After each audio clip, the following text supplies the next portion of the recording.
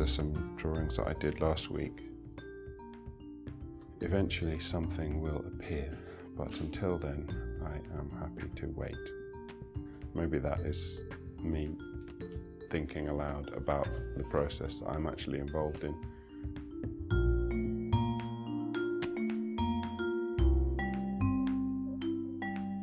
I've probably done about maybe 20 so far, and that was just over the course of a day maybe. I don't know if any of these are any good. I suspect that it might be one or two. You can spend several days making things and nothing's any good, and then somehow a couple of hours and everything seems to come together. I guess that's the way it can happen if the actual physical requirement to make the work is really small. But that's exciting. I think I'm always suspicious of things that are really easy to make. I went to art school at Glasgow School of Art from 1988 to 1991, and I studied environmental art.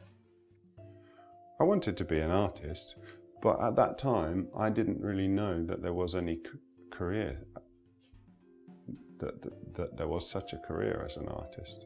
I made sort of odd sculpture and public artwork and drawings already made in a sketchbook. I kind of realised I liked making books, and that it's actually quite easy to make a book yourself in a very small number. So these were all photocopied and perfect bound, and this one I drew each cover individually, just a few hundred copies. It's called Drawings Done Whilst on Phone to Idiot.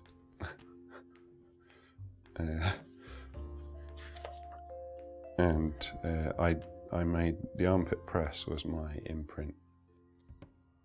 I was just a guy who used the transmission gallery photocopier to make these funny books that people liked. And then the gallery asked me if I wanted to do a show, because they, I guess they'd been exposed to my work through the process of me making the books there. I had my first exhibition and published this book and was on the cover of this magazine, all in the space of a few months. So it all changed for me at that point. When you're on the cover of an art magazine, you're endorsed somehow.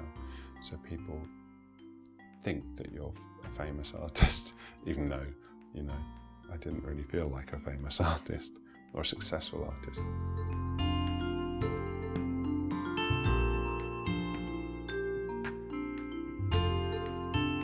I'm definitely happiest when I'm making work. I think making an artwork, one has to please oneself first. One of the things I've learned is that you can't make art for other people, because if you make art for other people, they might not actually like it.